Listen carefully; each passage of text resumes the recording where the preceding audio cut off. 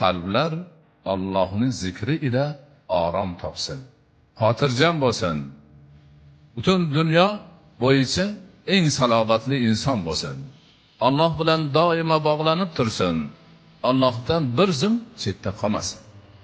Ana shunda inson haqiqiy mo'min bo'ladi. Haqiqiy zokir bo'ladi.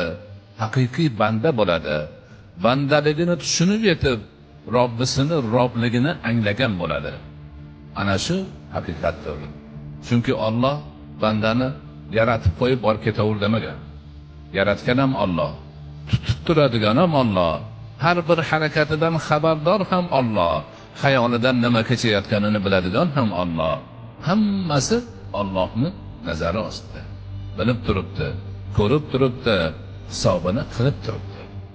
Banda ana shunga yarasha bo'lish kerak. Bir zum Allohning zikridan begona bo'lmasligi kerak. Doimiy ravishda Allohning zikri bilan qalbi bog'liq bo'lishi kerak. Zikr bandani Allohga bog'lab turadigan muhim omildir.